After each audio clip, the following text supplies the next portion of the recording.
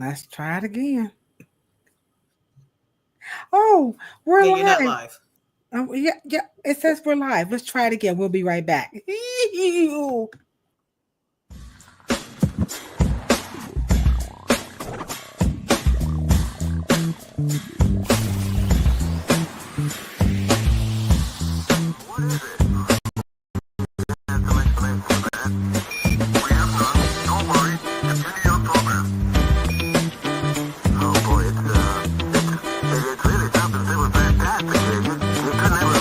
Welcome to Planet Pluto Shoot.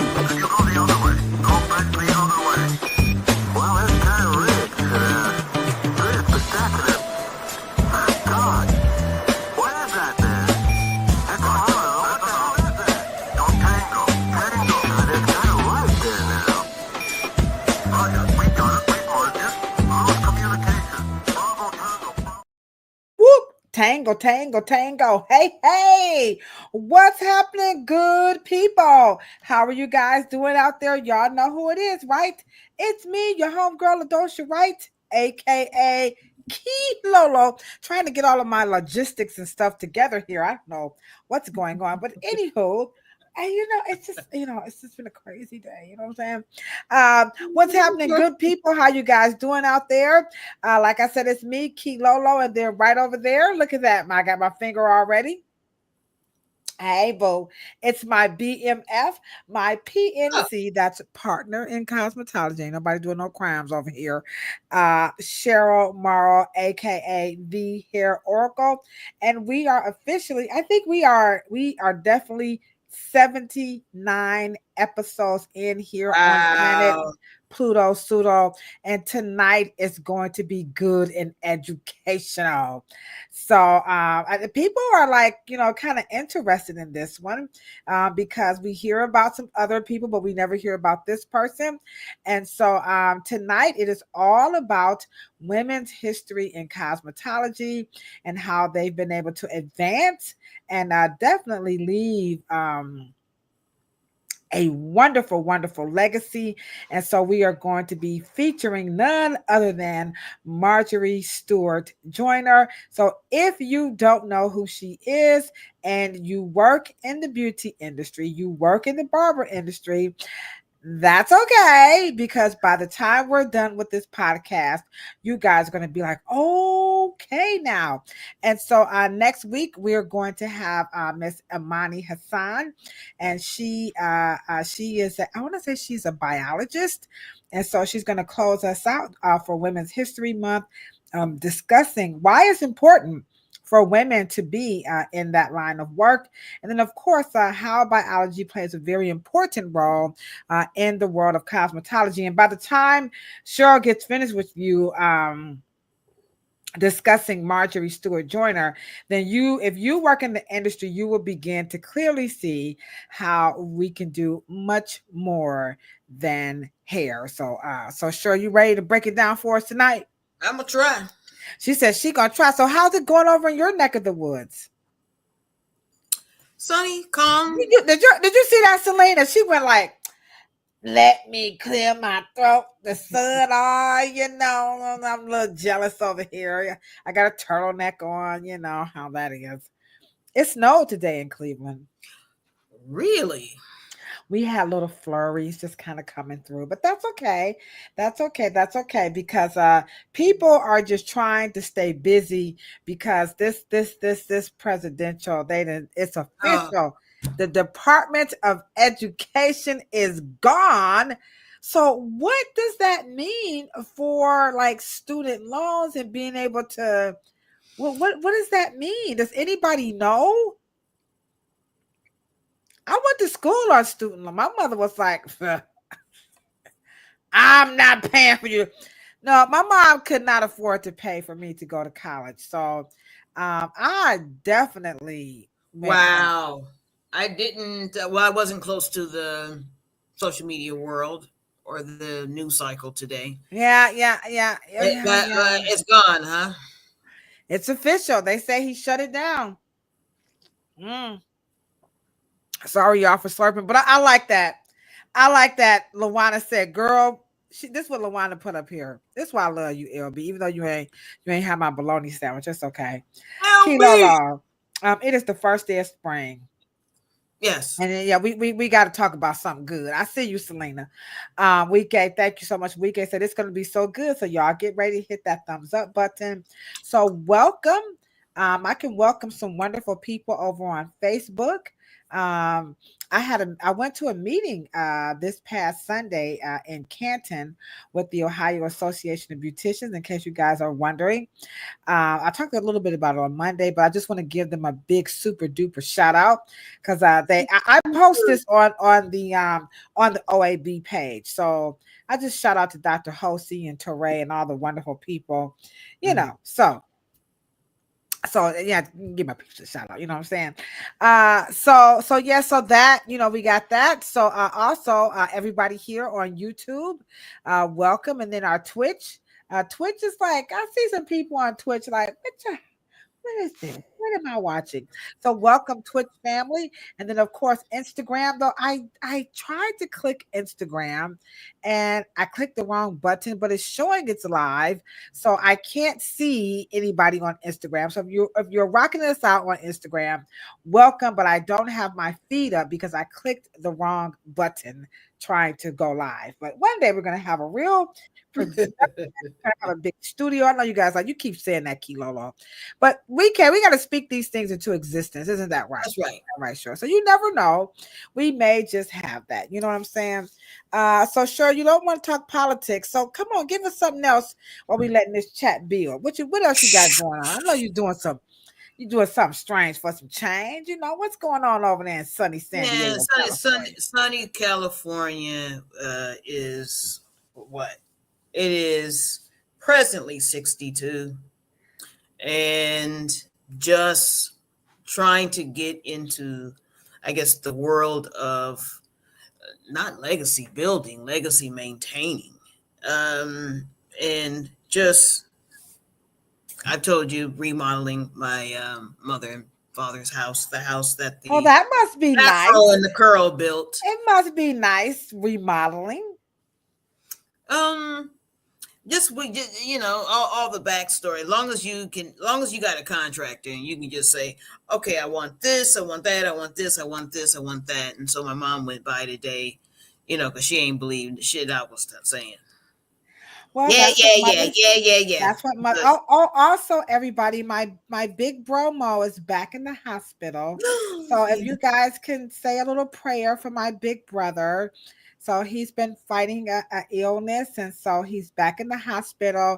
He's probably watching us from his phone, and so he's kind of lost his appetite a little bit. So Maurice, we love you so much, Maurice. So y'all give my big brother Mo some love in the chat. Drop some hearts. I know, Lawana. So he should be home tomorrow, but we'll see, and I'll keep you guys posted. But he's just not feeling well. But he said he was going to watch us. So I went to check him out this morning. I was like this. This is what my brother used to do when we was a kid. Y'all ready? We're going to get right into it. We're 79 episodes in, and we're talking about women's history and cosmetology, voila, or via the advancement and the legacy. And we're going to be focusing on Marjorie Stewart Joyner. So this is what my brother would do to me when he would want to make me do something. See my finger? See my thumb? See my fist? You better run. That's how you know you old. That's how my brother used to do me. See my finger, see my thumb, see my fist, you better run. Yeah. So, I have the best big brother. So Maurice is all that in a bag of chips. So Maurice, get well soon because your little sister is over here, waiting for you so I can give you the old, onesie, twosie. You know what I'm saying, Mo? He's like, yeah, whatever. So we are going to have a wonderful, wonderful podcast. This one is very, very, very educational, and I'm very excited to learn more about Marjorie Stewart Joyner. Now, if you guys may recall, at the beginning of this Planet Pluto Pseudo, oh my God, we said if you are a licensed cosmetologist or barber or natural hair stylist, or I don't know what you want to call colorist, whatever, and Whatever. you don't have this book, I'm telling You you, this you ain't in the you're business. not in the you're just not in the business. You need to have some books on deck. I So mean, keep that often, here. So because you need to read from that because it's yeah, applicable. I have some stuff to read from it. I do. I Beautiful. really try not to read the whole daggone book. But Ah, you know what? This book is so good. I'm not even gonna make this up. Once you pick it up, you won't be able to put it down. I mean, I read this during the pandemic, and I was just, I mean, I was on the airplane one time, right? And I met a guy. I was reading this book, and I was writing ferociously. Y'all can see how I was writing all in the book. wow. And the guy was like, "Girl, what you doing?" And I just want to say this. I just want to see this. Sure, let me just. You probably never knew I did this. I know you're like, Kilo, what you doing? But right up here, it. Can you see that? Ah, It says. Y'all see how I was writing in that book? It says Cheryl Morrow was a point was, so Cheryl had been telling me all this stuff, but I told y'all I was not believing Cheryl because the white people didn't say it. I'm just talking about me. I'm not talking about y'all. And so, it's like, well, ain't no white person ever told me none of this. So I don't know what makes Cheryl, who died, and made her the judge, jury, and blah, blah, blah. And so when I started to read this book, that I had to really backpedal because I was lightweight hating on Cheryl because Cheryl's so smart. You know what I'm saying? And I was just feeling, and I told, but I fessed up. I told Cheryl to her face why I was struggling with her because the white man hadn't told me. But this book pretty much validated that everything that Cheryl had been trying to tell me. I don't know why we don't believe when black people tell us stuff. Why we do that? Why did I do that? Let me talk about me. hmm. What's up, Trish? I'm just talking about me, Trish. I ain't gonna talk about nobody else. Why was I? How come I didn't want to believe you? I wanted to hear from the white man first. That's a good question. Anybody else want to fess up? This is fess up Thursday. Tell the truth Thursday. I mean, the stuff that she was saying, it was nothing that I had That's a ever very heard. good question. It was just like, and I kept on saying, well, I never heard it before. But what I was really saying was, well, the white man ain't said nothing. I went to their schools. They didn't teach me none of this stuff. And so one of the things that Cheryl was saying as we get into this topic, in case you're wondering, what are you talking about? So Cheryl had kept telling me over and over again that African Americans are solely responsible for the cosmetology marketplace industry, whatever you want to call it, as we know it, education included. Mhm. And Trish, for the life of me, I was like, that ain't true, Cheryl. And Cheryl was like, yes, it is. And I'm like, no, it's not. But I went along with what I'm saying, LaVon, you just be like, oh, okay, Cheryl, it'll make you feel better. I think they call that patronizing. But Mhm. here it is in this book, okay? And I'm just gonna get to it. As Reconstruction optimism turned to Jim Crow realism, Americans of color built loyalty to African American enterprise despite the scarce resource and limited offerings in these businesses. It would be the African American beauty industry that successfully negotiated, navigated, and survived the rough terrain. And that's on page 10. She came out the gate. Let me know. Mhm. Uh, it's true, y'all. What they say, don't cook it up. Look And it an up. equal wonderful book by a European professor, Jeffrey Jones, and that's Y'all write Jeffrey this with a down G. now. Jeffrey Jones. And he's Harvard professor, and he um, wrote a book, ooh, on the beauty industry. I forgot what it's called. Um, and especially with all of the stuff going on about regulation, deregulation, and what to do and what not to do, what to apply and what's not real cosmetology, and what is culture, and that kind of conversation. And when we really examine how the industrial complex is built and how we came to it, from the cotton field to really putting together a magnificent vocation and markets for us to work in. Those markets that were built by our foremothers and forefathers still exist today. That's why we're on this podcast, Mm-hmm. right? And for us to be arguing about what is what and what is not, when it all comes from a history of Black people in the Western world secularizing, monetizing, commercializing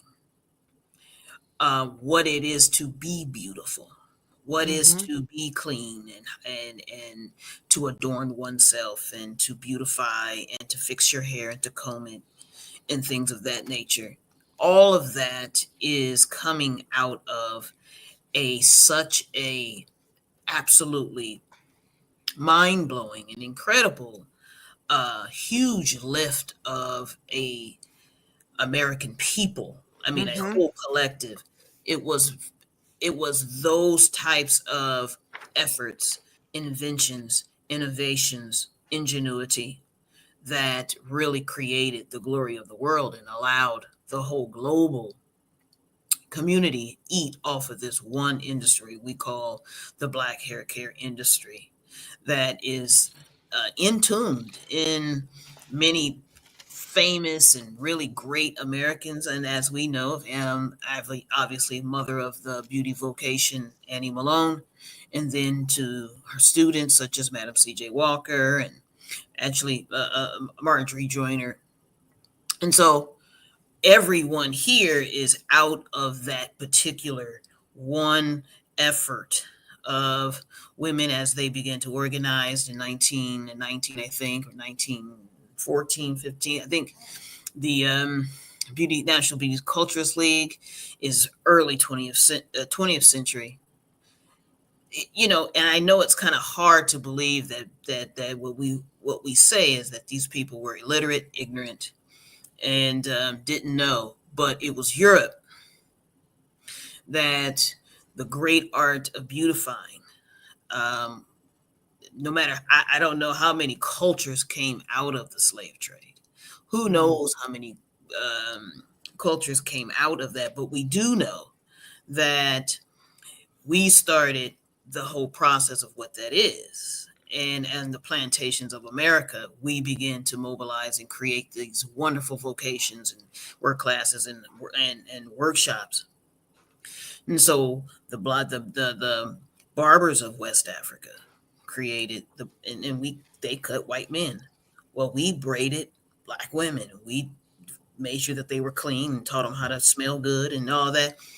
It's an incredible story. I mean, it's actually so um, it's an enormous story even for one person to tell, even a whole group. But Mm-hmm. Jeffrey Jones out of Harvard did talk about how Europe's beauty industry started as compared to the Black beauty vocation. There are two different starts. It's an incredible difference. Wow. Well, that was content heavy. I hope you guys took some notes there because I didn't even want to interrupt because they'll be on in the chat like, shut up, Nadosha. But no, that was very, very poignant and very, very important. So make sure you write his name down and go check out some of his book, that particular book. I see you, boss. I see you in the chat. What's going on? Y'all dropped them L's from my bosses in the chat. So again, the 79th episode here on Planet Pluto Pseudo, in case you guys are like, well, hey, what have I scrolled upon? You have scrolled upon America's favorite podcast, about Afro hair. And it's me, LaDosha Wright, and it's my co-host, my PNC, Cheryl Morrow. And this particular platform is geared towards the licensed professionals in our industry, hair, skin, and nails. And then, of course, our wonderful partners who always rock it out with us, our hair, our beauty aficionados. And so all we're here to do is to share the correct information because misinformation and disinformation has permeated, infiltrated, whatever you want to call, encroached upon our industry and has caused a little, some rift. And so we're here to like be like Luana. Spring is here today. So, Spring. so tonight we're going to enlighten you about women's. This is Women's History Month, and so last week we had Fatou. We started off rather with our resident wellness. Expert, and that's Dr. Joyce. And then we also have Fatou. And then today we're talking about Marjorie Stewart Joyner. And so we're coming out of the book of Styling Jim Crow, which we recommend. You must Right. get that book. And what was the other one? What's his name? What was his name again? A Beauty Imagined by Dr. Professor Jeffrey Jones. It's on Amazon. Beauty. Okay, Beauty Imagine. And that's by, you said Jefferson Jones? Jeffrey Jones. Jeffrey Jones. Okay. Eoffrey. And I will write that down for you guys. So I see you, Trish. She's like, hold on, Cheryl, you're talking too fast. So these are two books. If you're in the industry, please buy these books, sit them out so your customers can read them. You read them. And I promise you, if you buy this book, I guarantee you, you will not put it down, and you will thank Cheryl and I very much for introducing this to you. And so Cheryl is telling you that, that it would be us who brought this situation to life. So right after that turn of the century, here we are doing all this hair. And so here is a young woman. Her name is Grace Garnett Abney. And so she was a white sister, and she was trying this thing that called cosmetology. She had a school and everything, try to do the whole Jim Crow, and it just wasn't working. And so the reason why it's working was because these schools prepare women to groom and style limp, straight hair. That's something Cheryl always talked about. It would be the women of color who said, baby, that is not styling hair. And the rest, they say, is history. So now we're going to bring in some information, learn more about Marjorie Stewart Joyner. But before we get to her, let's talk about the two women. We're going to spend a little bit of time on them that everybody always talks about. So I got to start off with Madam C.J. Walker, because that's the one. People know Madam C.J. Walker so much. So let's start off with Madam C.J. Walker, and let's kick the ballistics to share some information about her. And let's see, where is she at here? I think this is the one that's going to talk about Annie Turbo Malone before Madam C.J. Walker. So here we go. Before Madam C.J. Walker, there was Annie Turbo Malone, a hair care pioneer in the African American community and founder of the Morrow Company. Malone became a self-made millionaire by selling hair care products to the colored community, but she didn't just sell the products. She also trained franchise agents to go door to door as saleswomen, demoing the products and showing how to care for and protect Black hair. Malone was so successful because she created a way of income, not just for herself, but also for a bunch of African American women at that time period.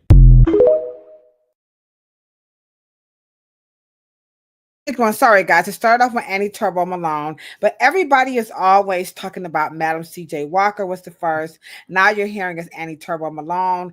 There are some people who are saying, why does it matter who was first? They both did great things. So I'll play one more clip about Annie Turbo Malone and Madam C.J. Walker, so we can get through that before we move on to Marjorie Stewart Joyner, because a lot of people don't know that much about her. But even when it comes to Madam C.J. Walker and Annie Turbo Malone, people are still kind of conflicted. They feel like they have to choose, though we know both women were absolutely dynamic. I'm going to play the second clip, and then let's help get into a clear understanding of who these two great women were as we celebrate Women's History Month. So here's one more about Annie Turbo Malone. Before Before Madam C.J. Walker, there was Annie Turnbull Malone, an African-American entrepreneur and philanthropist during the early 20th century. Malone is recorded as the U.S.'s first black woman millionaire, based on reports of $14 million in assets held in 1920 from her beauty and cosmetic enterprises. She started Poro Co., which made hair and beauty products for the black community. She hired the young Sarah Breedlove as one of her door-to-door sales agents. You probably know Breedlove better as Madam C.J. Walker, who invented a line of African-American hair products after suffering from a scalp ailment that resulted in her own hair loss. By 1917, Malone opened the doors of Poro College, a beauty college which was later attended by Madam C.J. Walker.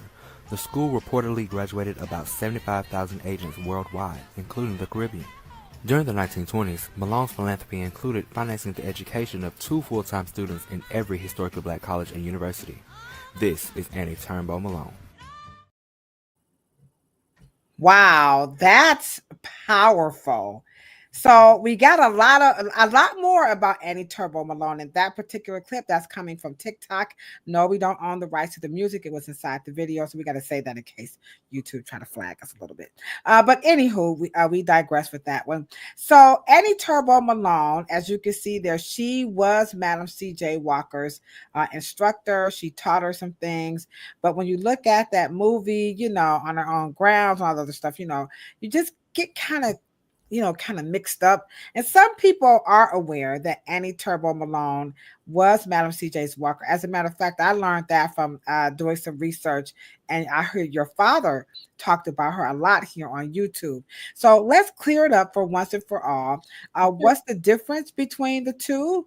And why is it this big old thing about, you know, who was first? Was it her, Annie Turnbull Malone, or Madam C.J. Walker? Because, you know, in the story, Madam C.J. Walker is purported to be saying that God came to her and gave her this recipe. But then you hear well, wait a minute. How did God give you a recipe if you were taught by Annie Turnbull Malone, used her products and whatever? So let's kind of get some of that cleared up before we get into the illustrious Marjorie Stewart Joyner. Mm-hmm. And if you have questions, please drop them in the chat. Mm-hmm. I think it all accumulates to a Marjorie Joyner, the making of even how she came about. You know, let me just say this. And as Mr. Morrow's daughter, I have heard these stories so many times. But I think during the writing of 400 Years Without a Comb, the 3rd edition, because I wasn't old enough for the first and second one, but it was important that Dr. Morrow got the best scholars that he possibly he could at that time. And we plan to do a wonderful series on just Annie Malone in the near future. And we have such a wonderful historian to do that with. But I think why it matters is because things have a ring of truth to it, guys. And it's important that we understand how things unfolded because it is indicative of what we should do, how they did it, and what actually happened. And sometimes when our great examples of business building or moguls, or when we start using our own people as the examples, it is important to get the story kind of reconnected to where it actually makes sense. And in the 20th century and at that time, it is important to understand that Madame Malone was, and this is also an issue with the natural hair movement, because they think that these women were trying to make us assimilate, which I hate that kind of thinking. But now, when you say assimilate, like, what do you mean by that? They think that because one of the first means, right, of the way the application of what we were doing and how we were fashioning our hair that time was more akin to a straighter straighter styles than people who deemed coiled, textured, kind of Afro-ish, kind of African hair styles. That's supposed to be the national hairstyle of all Black people. And so anything other than that, we are assimilating, which means that we are downgrading the Black American experience or the Black American culture. Somehow we are adopting the mores and ethos and, of our enslaver, so to speak. And so they will dismiss the absolute genius, the absolute business acumen of a titan like Annie Malone. You really can't compare an Annie Malone to a Sarah Breedlove, aka Madam C.J. Walker. They're not even compared. Madam C.J. Walker is not in the same category of a Madam Malone.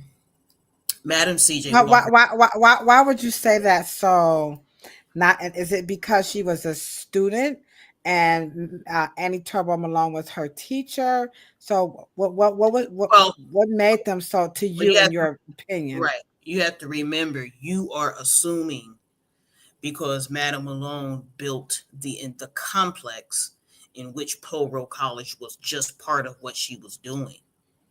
You're assuming that she was actually one of the teachers. Madam Malone, there's not a lot of historical proof that Madam Malone was the teacher. Oh. Okay, that's number one. Number two, Madam Malone may not even known Sadie or known Madam C.J. Walker. Oh my, Cheryl. And let me just say this, and I'm talking about in a camaraderie way. Those women were not equals.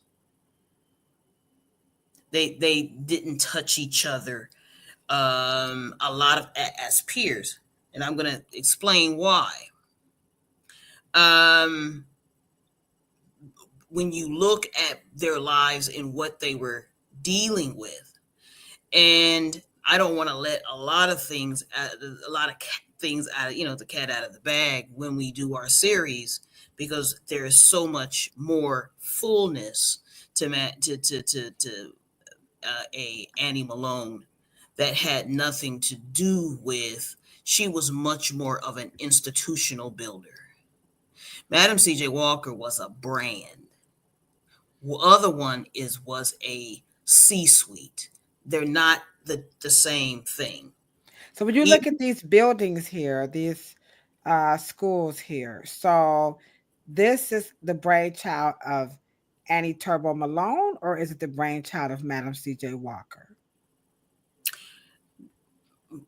And let me just say this, and I make no bones about it because I'm a legatee and I understand, and Miss Bundles is so much more older than, well, not so much, but she's older than me, older than I am. But I like to get historical references to get it straight.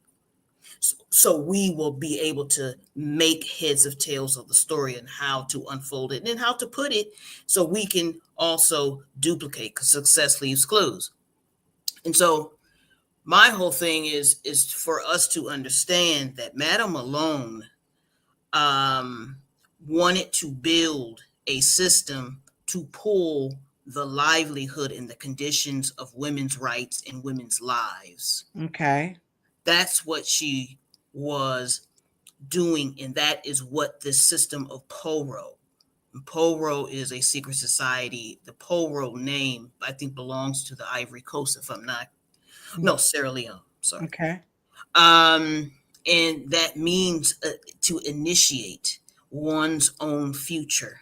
Wow. So that is why she wanted to put women, because women were suffering under a lot of misogyny, a lot of hate. It was not the conditions of our lives were not. We didn't have a lot of rights, and women were almost another slave class, right? And this is why Women's History Month Yeah. is so important. And this is why we are having Cheryl break this down for us, because I think a lot of us, especially, in the cosmetology industry, we kind of feel like, this is an automatic or a given, or, we don't understand what these women did so that you and I can sit here on this screen and be able to talk like this freely. So I appreciate you, Cheryl, for Absolutely. Like, helping us understand what was happening when we talk about women's suffrage. It sounds like it was such like a white people thing, but Black women oh, suffered a it lot. was, yeah, it was all women. It was definitely, and because of the other component, of course, of Jim Crow and sharecropping and the issues with in race, it was a double whammy, a double-edged sword for black women. And so the genius and steadfastness, the business crowd, her environments were different than Sarah Breedlove's. Okay. Just the nature of, and Annie was an educated woman, and so their lives, I don't think crossed very much on the level of, oh, she just had a little shop, and then Sarah came in, and then other women came in, and then Annie just taught them.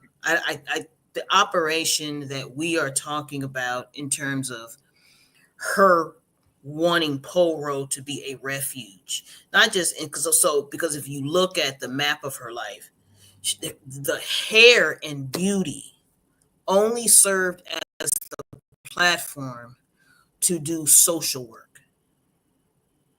And the grandeur of, because it made so much money, and you're talking about out of 60 to 70, 80,000 Asians throughout Annie Malone's life, Sarah Breedlove is only one of them. Right. So So it's Trish, kind of disingenuous to say that she just had this personal relationship with this one woman, even though Sarah Breedlove marries a Walker, changes her name to CJ Walker, and then becomes quite prominent. Her class changed completely, and she was around politicians and things of that, Booker T. Washington and things of that nature.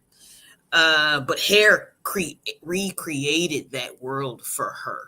well, you By see, Trish here is saying, to your point about Annie Turbo Malone, people not really understanding the full gamut of what this woman brought to women and children.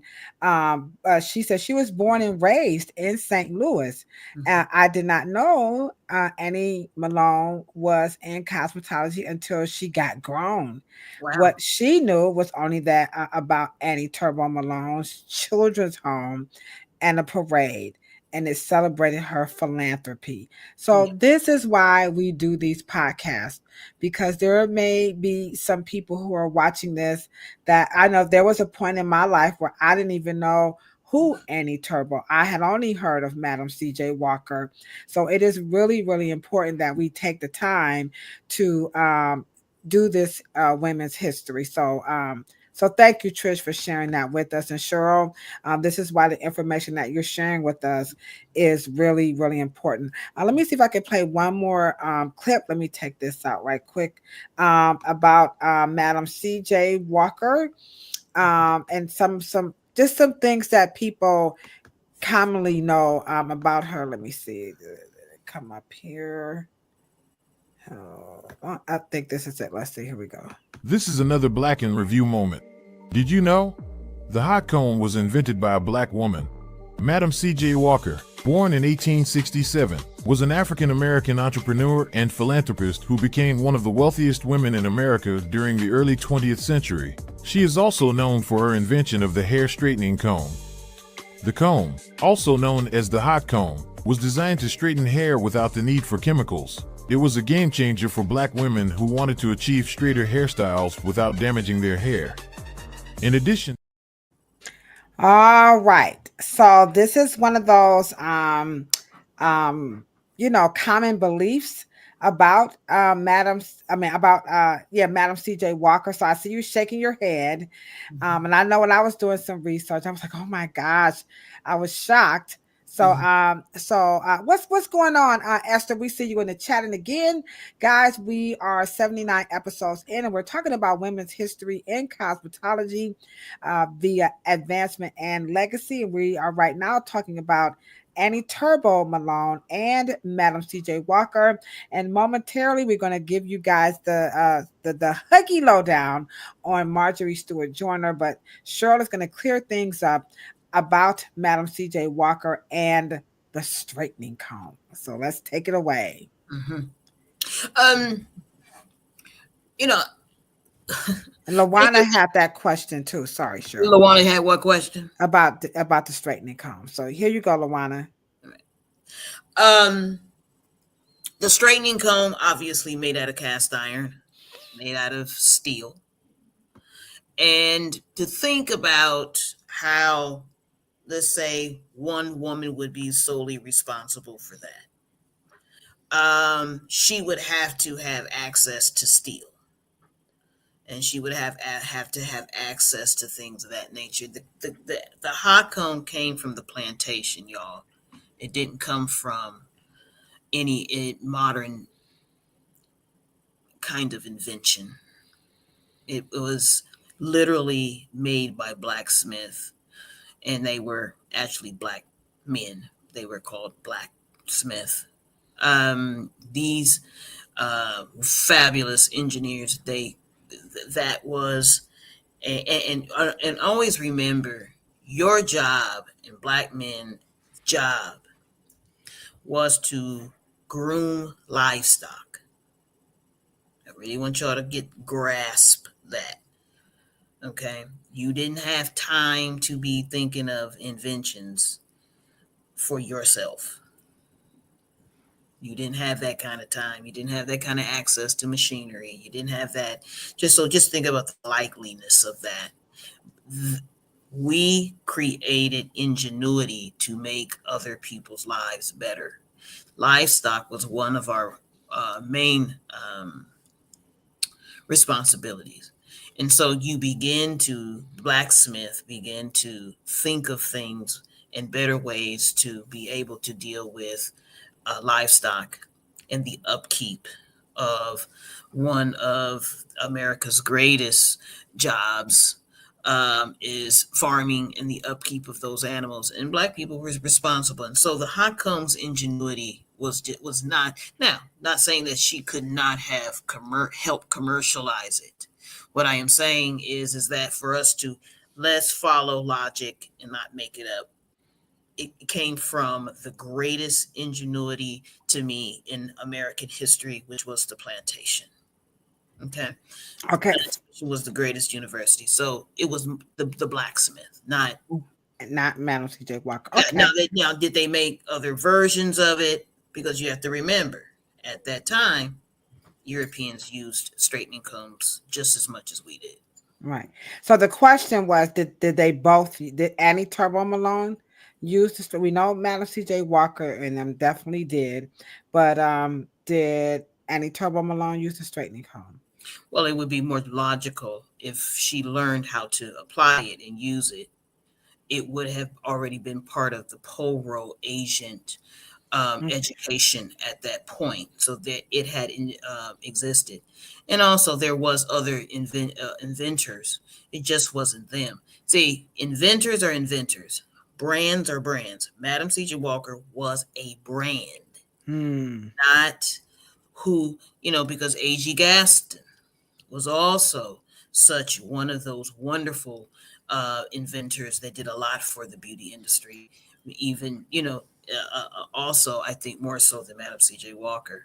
And I can't find the source, but I vividly remember reading when I first opened my hair salon that because the straightening comb back then was to hair what the relaxer is in today time.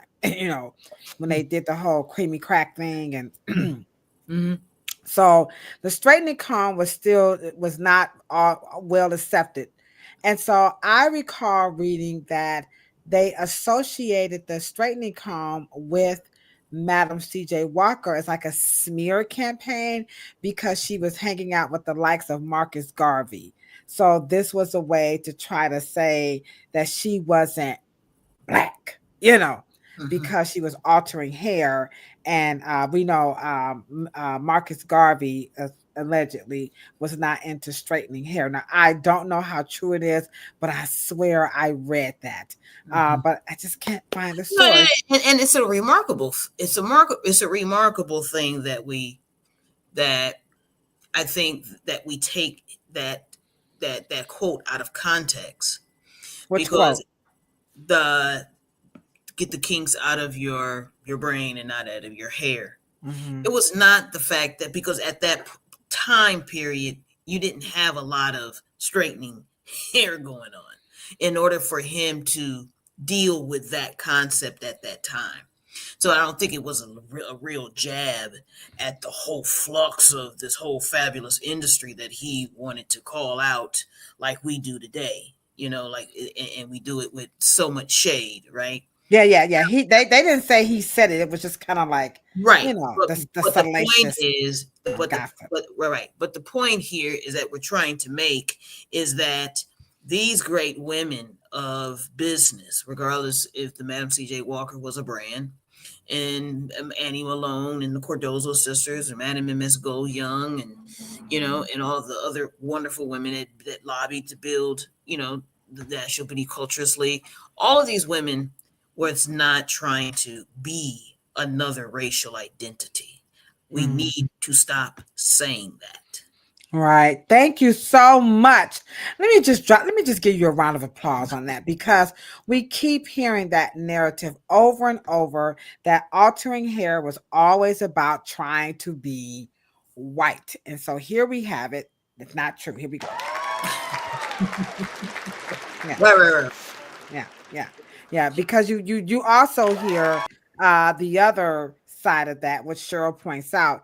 Nothing changed because your hair was straightened out. It wasn't like your hair was straightened and so you got a better job, or things that you were still black. You still have to sit in the back of You the still got bus. Jim Crowed.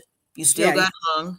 yeah, You still got it. It didn't get you anything. So Black people who decide to wear non-chemically treated hair or non-altered hair, regardless if it's upgraded or downgraded, don't weaponize Black culture against Black people. It's stupid and it's dumb.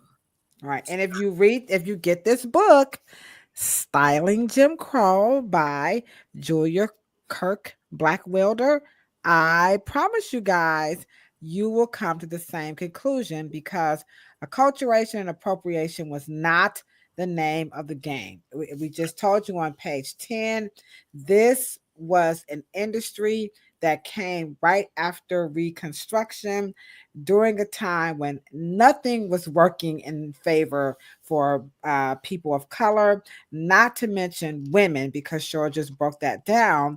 So this became something very, very pertinent and relevant to help us be able to take care of our families, not per se It was a time for a renaissance. Yeah, Renaissance. Thank It you. was a time for a renaissance, but I want to also make one point. I want to make this point. Y'all need to come close. I need to make this one point. Everybody lean in, push them Y'all earbuds ready? in. Push Y'all them ready? in. Come on, guys. Okay. Men did it first and did it the longest. Men did it first, created the hot comb. They made the hot comb. They created it. That's true. White men used the hot comb. It was for men, not women. Can y'all hit that thumbs up button? Then they took it a step further, and men created relaxer. And it was just for men. They did it 45 years or 47 to 50 years before black women did it. All right. Question in the chat. But Cheryl, why on God's green earth would Europeans even use a straightening comb? Now, I'm from the hood, and I can tell you, every hood got some white folks in there. They use a straightening comb. But Cheryl, answer that question. Why do you assume that all white people have straight hair? Why do you guys do that? I don't know. Why? Why do y'all do that? Curly hair is the main ubiquitous. It's like brown eyes. Curl in waves and curls is the planet's most chosen phenotype for hair. Every white folks got curly hair, black folks got curly hair. Now, black folks got more of a coil. You don't own the blueprint on that. Did You y'all may hear be that? the mother of it. You may have people with more dominance of the rate of coil, but coils and curls are in the variation of what I call the curl spectrum. White folks are in it too. So You don't there's your answer, Lawana. Thank you, Esther, our de facto producer. She says, "Hey, absolutely. men wore high heels before women. I didn't know Those that. those things. How many women? Wait a minute. How do you not know that it was imperial leather? I'm saying I did not know that until this podcast. I Really? didn't. No, when I read Imperial Leather, I didn't even see that. Which, by the way, we got to thank you so much, Esther. Y'all make sure y'all go follow her right here on YouTube, and she's also on Instagram. But I made it a point. We already said you got to get Styling Jim Crow. You have to get Beauty. What was it again? Beauty Imagined by Jeffrey Jones. And then, okay, now if y'all don't have these books, y'all better get these books so we can read them. Y'all need to go ahead on and get these books and let's get it together. All right. You have to, please, for the love of women, man, please get Imperial Leather. And I promise you, I wish I could find, I reached out to her. Maybe we can see if we can get her on. She actually responded, but anyhow, she did. She did respond, and she was like, "Oh, that crazy book." And I'm like, "Girl, this was the book." That's the bomb between Styling Jim Crow. Yeah, but if you gotta have these two, y'all go on and pull out y'all money. Y'all not shopping at Target. I know y'all not at Walmart. Y'all stop shopping on Amazon. We ain't with McDonald's. We ain't buying Pepsi. We giving up everything. Y'all go buy these two books, please. And don't forget Beauty Imagined by Jeffrey Jones. That's 3 books, all right? Now we're going to take it away. We're going to spend the last 20 minutes right on Marjorie Stewart. So let me go ahead on and because I hear Weekday right now, Ladosha. It's time for you to have Cheryl show them how to do this. So come on, y'all. Cheryl is going to show you what you need to do right now to help change the narrative about women's history and cosmetology, particularly that acculturation and appropriation thing. So let's do this right now. Come on, let's do it. Get it. Pampa me on, pampa me on.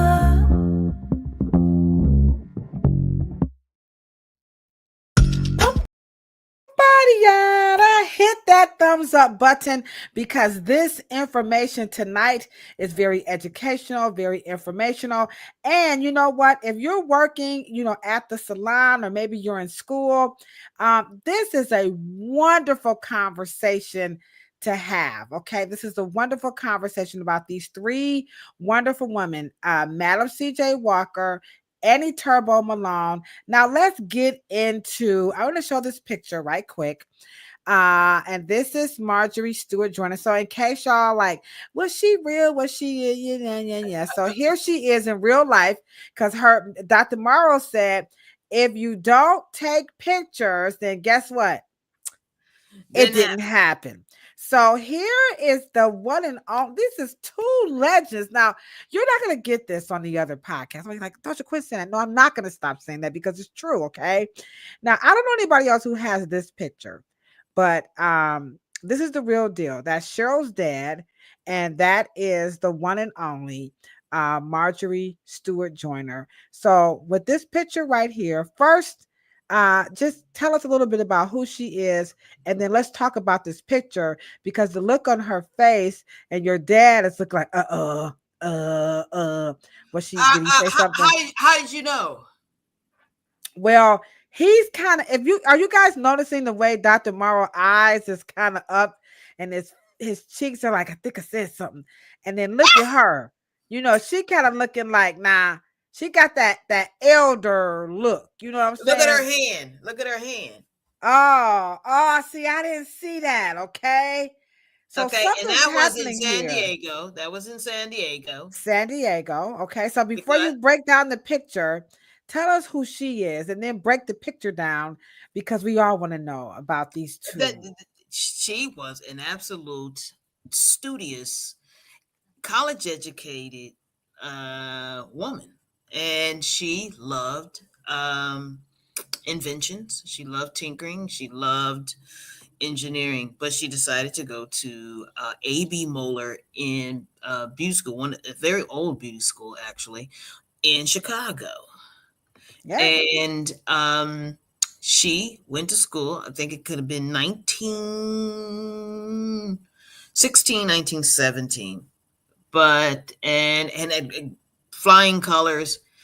But she did also teach, but she opened up a salon after she got married at that time, and they did hair in Chicago, and she also taught because that was what we needed to do at that time. And so you think about all of the issues that we have in teaching each other, and one teach the other one, and you know how that thing is, right? Mm-hmm. And how we wanted, we wanted to bring each other up. And so she turned her salon into a teaching salon. Oh, that's why you keep telling me that. Oh, Right. And that, and all of them followed that same, but she was so much more involved with building things behind the scenes. And because she was such a master teacher of her craft, and I think in 1920, about 3 years later, she was looking to be part of the Madam C.J. Walker family at that point. But I don't have, not that I know of. Mm-hmm. I don't know if those two women ever met. Okay. And because once again, we like to fantasize things, and we're not sure that those two women met, just because people write it. But those women never took pictures together. Never seen a picture with her and Madam C.J. Walker. Anyway. All right, so let me pull the picture back up. Okay, so now we have a little backdrop about Marjorie Stewart. So now I got some more clips about her, and I think the cat is on fire. Tell us about this picture, and we're gonna move a little bit on this conversation about Marjorie Stewart. So tell us what's happening in this picture. Let me pull it up a little bit closer. So go ahead. Yeah, her best friend for many, many years was the creator of Cookman, Bethune-Cookman College, I think, Mary McLeod Bethune. Oh, okay. And big, heavy on education. She fell in love, obviously, with Mr. Morrow for those reasons, because, of course, like Betsy would, she would recite that Mr. Morrow, it was the only one that could that was a CEO and a barber and a hairstylist that could razzle and dazzle the crowd. Like no one could do it like he could. But in this photo, I came home from school, and I was in the room because you guys can remember that's Mr. Morrow's building because you got the California Curl pictures in the back. That was in his warehouse in San Diego. Okay. And my father kept interrupting her. And she told him, she says, Willie, I need you to shut up. Oh, no. And she said, I want you to sit right here. Come around here and sit right here and be quiet until I finish. That's what she said. That was that. Oh, so That look was at that that. look up on his face. Okay. And he and his face was saying, oh, okay. And he went around her and just sat on down. And she told him to sit down, just sit right here, right beside me, and shut up until I get through talking. All right. So That's there what you that have picture. it. That's the meaning of that picture. And so Right, and she was of no consequence and significance to me at that time. I'm a kid, so I you're like, oh, Dad, you better sit down because I know. She's gonna get you. She's gonna get you. So there you have it. So now we have some up close and personal experiences with the illustrious Marjorie Stewart. But this is via, Cheryl's dad. Okay. So now I'm gonna play a clip about her, and then I'm gonna use styling Jim Crow. And again, we're just letting you guys understand the very important role that women played in cosmetology and, of course, in history. And we just took you guys through the whole women's suffrage movement and how Annie Turbo Malone, Madam C.J. Walker, along with Marjorie Stewart Joyner, really paved the way for all of us to be able to do hair. So it would behoove us to not take notes tonight and make sure you get this book. We've begged you guys to get it. Again, shameless plug, Styling Jim Crow by Julia Kirk Blackwelder.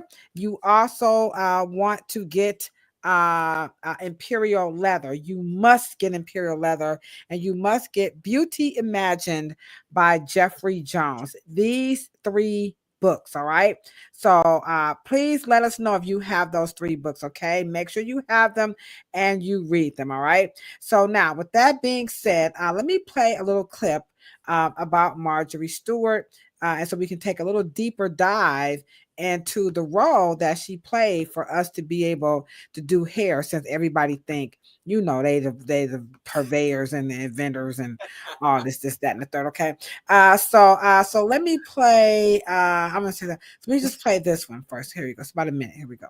Step into a moment of history. Oh, sorry. Shoot. I'm sorry, y'all.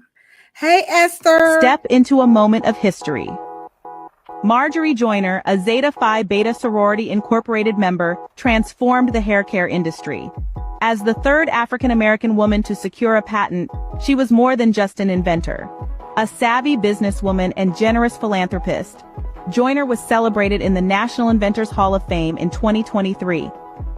After beauty school, she established her salon, then partnered with beauty mogul, Madam C.J. Walker. As a national advisor, she oversaw Walker's beauty schools, generously disseminating her hairstyling wisdom. One day, heating rods inspired her to create a hair wave machine that could curl hair simultaneously, revolutionizing the beauty field. Joyner was a boundary breaker, once stating, "If I've set an example for others, not just Black people, not just poor people, not just women, but everyone, don't let limitations stop you." This Zeta's finer woman, Marjorie Joyner, continues to inspire us all. Give it up for TikTok. So there is some more history about Mrs. Joyner. And so it says she was the 3rd African-American female inventor, well, in the United States, rather. She owned a salon. She was an advisor to Madam C.J. Walker, running all of her schools. And she invented a hair wave machine that looked like a crimping iron. I don't think that's what she invented. So let's talk about. She did. Well, you have to remember that the permanent wave machine, I think that there had been a few European men to attempt it. Now, but wasn't that a crimping iron instead of a machine? That was a wave machine. That was not. Well, I mean, a wave on. It wasn't the. right, but you have to remember there was so many different. That one was a crimp, okay? Because you have to remember, once again, those types of implements early on were for fashion, clothing, not for hair. Oh, how many of y'all knew that? Many black people, you know what I mean, did those things and said, can we do this and create a better one? And so we started doing the patents, and you already know what happened to the patents. That's a whole nother story. Y'all, and y'all know y'all had them crimps in y'all hair in the 80s with y'all in vogue. Sure, you had some crimps too. Selena, I know you had some crimps. Yate, I know you had. Esther, I don't know. Esther, you too young. You probably ain't had no crimps. But Trish, I know you had some crimps. LB, you had some crimps. Weekend, you too young. You and Esther, y'all probably too young for some crimps. But okay. So here she is with this. Look at Selena. Yeah, I know you did. Okay. So let's start off with her. But let me just explain okay, about and so the key, once you look at the patent, there's a couple of elements that are different. And one of the things that we don't say is that the Marjorie Joyner's machine was about cooking. Okay. Not frying, dyeing, laying things to the side, but about, she took the ingenuity of an oven. Okay. You all right, Kilolo? All right. Well, and as she took this, wow, what's going on with Kilolo? You with us? I don't know what's going on. I need to tell this story. Hello?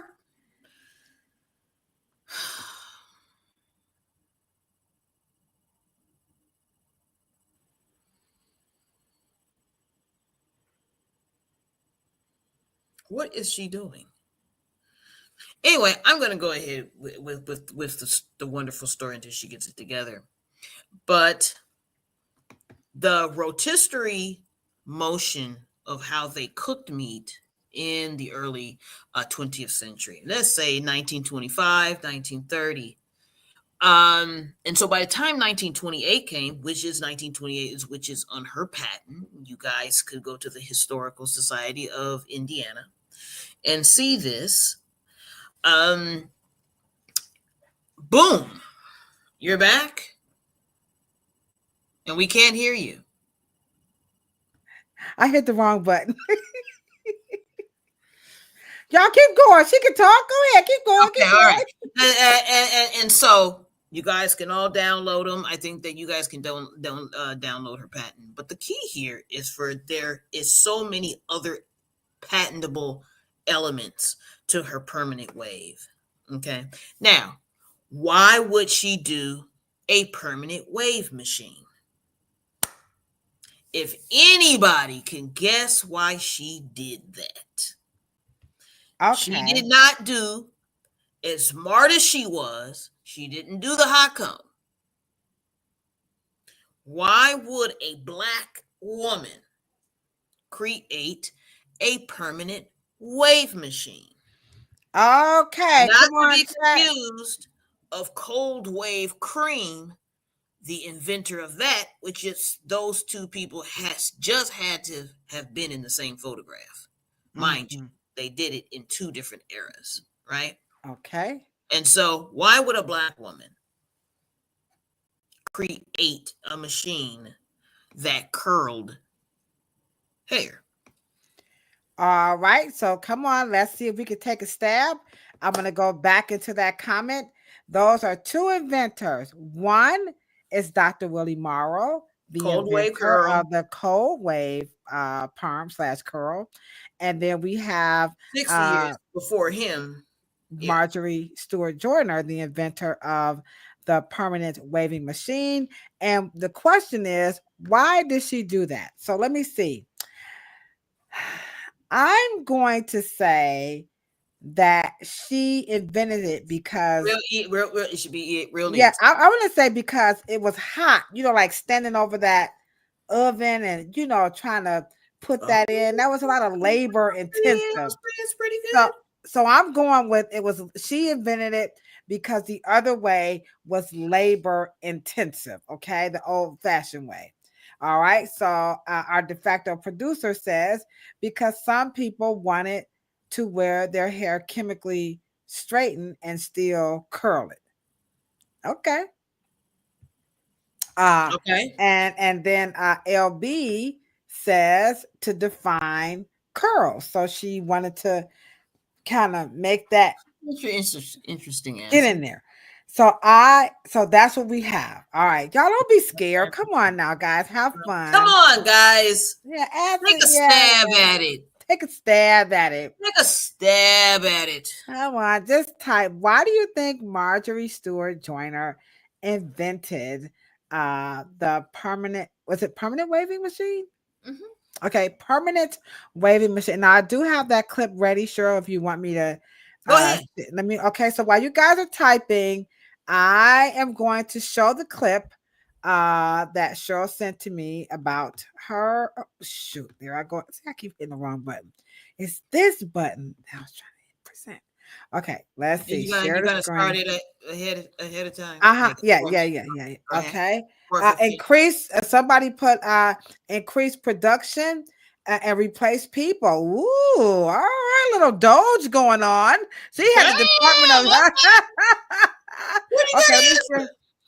Okay, let's see if I can share this here and let it play. Here you go. Of the collection is in the show, but some medieval looking equipment made it in. These are hair curlers. Hair curlers? Hair curlers. Now, an interesting thing about this that I found out yesterday is that the amps, I think it went up to an 11, and after 2, you can become electrocuted. So women were really risking their lives once again for beauty, what we will do for beauty. In the African American beauty industry, it's popular to use chemical relaxers to straighten hair. All right. It was at a museum. Cheryl, what the French toast and bologna sandwich was that? I'm waiting on the answers. Well, that was the permanent wave, one of the last renditions of Dr. Joyner's renditions of her permanent wave machine. However, it's missing the invention of her apparatus that put the hair around the curl and insert it into the little heat clip, which the electricity would warm those up and process the hair very quickly. All right. Now, okay. So what's the answer? So we have drum roll says because people wanted to wear their hair chemically straightened and so to go back and forth. Selena says to increase production and replace people. Lawana says because it was a style, they just wanted to have something different. I'm kind of thinking along the lines of Selena that it was so labor intensive to be trying to, crimp or, curl. So, okay. So those are the 5 answers that we have, 4 or 5 answers. Okay. So the reason why a woman such as a great engineer mind created that, because you ready? Because literally she did it for white women because straight hair was so declassé and anti-aristocratic. What you talk? Hold on. You can't. I gotta do it. I gotta do it, Esther. I got to do it. I can't. I would be wrong if I didn't go ahead on. So I'm gonna hit it right now. What you talking about, Willis? What you talking about? So you mean it wasn't for our hair? It was for. No, it wasn't for black people. And it's funny. Let me just say this, because we get accused of being the acculturators and the appropriators Well, But white people nobody don't do says that any. because white people don't do that to each other. They don't. They have a right, because you have to remember, to wear straight hair was to be low class. You don't wear your hair straight. The only U.S. president that ever did that was who? And he was teased about it because he was the only one that wore his hair the way actually most white men's hair was at that time. Lice, bitten and eaten, and very flat. Ben Franklin was always. And then after he got teased so much about wearing his hair so declassé, why would you? It's a peasantry. It shows uncleanliness. It's straight. What are you doing? At that point, then they began to draw him. And his hair started coming from here, here, here, and then it became to be very thick and cottony, like black folks. You know what? Sure, you're trying to get us in trouble. That's true. So curl is akin to cleanliness, high society. It was called what? Coiffeur. Coif. And you're a coiffeur. If you are, but to be coiffed, to be curled, was high class, up statesman, upper crust, and the land gentry. You are part of that. To wear it straight down was to be a hippie and trashy. I gotta show the pictures because you got some haters. It's like Cheryl don't know what she's talking about. Particularly me. Particularly me. I'm not. Y'all know. I told y'all. I wasn't believing Cheryl Until you just read Jeffrey Jones's book. Okay, and he's a white man. Let me just show you. Let me just show the picture right quick so they can. So if in case you like LaDosha, everybody not. Hold on. I don't want to hit the wrong button. Okay, here we go. So let me show y'all some pictures of Ben Franklin. Okay, there we go. Okay. So remember what she just said. Now, some of those images, he kind of started off. He has some, now that you said, now I remember he was kind of a little soft, a little soft. Look at that. Bam! All right, rough and stuff with my Afro puff. Rage rocking on with your bad self. They done put my man in some Afro puffs. Woo! And look at that. He got some crimps over here, Selena. There's some Yankee waves right there. Shoot. Right. Ooh, look at that. Over here, he looking like Simon and Garfunkel, He got they to put on it, okay. The texture of his hair has changed throughout the years, and it was straggly and it was straight. He refused to wear a wig. He refused. He says, I can't keep that concoction on my head. I can't. But to have very thick, cottony, curly, thick, Afro-ish looking hair, like all the Greek statues have. Yeah, he was kind of straight up in here. Y'all see that with that black on? But then they said, brother, you're going to have to put some curls on that. So, that little known Black history fact, y'all. So we got to stop, like Cheryl said, we have to stop doing some of this shenanigans, okay? Yeah, but at the end of the day, white people never said to other white people, oh my God, what are you wearing that thick, curly man? Are you trying to be black? Beautiful hair. Why are you doing that? Are you trying to be black? No, they didn't say that. They appropriated it in their consciousness and said, no, this is the way it's supposed to be. This is youth. This is vitality. This is health. Hair texture was akin to health, your vitality.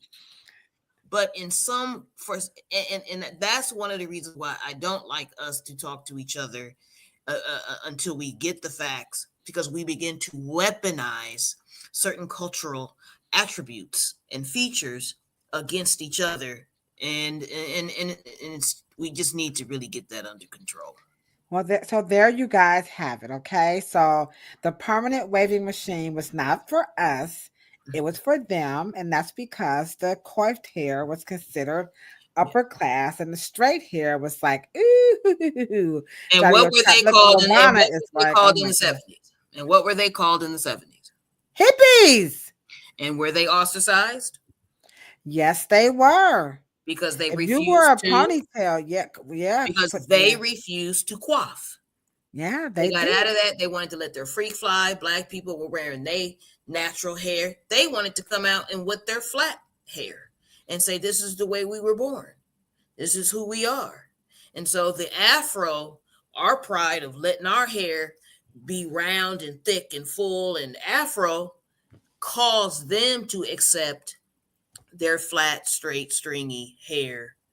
And everybody now was flower power and hippies and things and that and that and that and that, because that was defiance. It was, and it's such a really psychological kind of twist of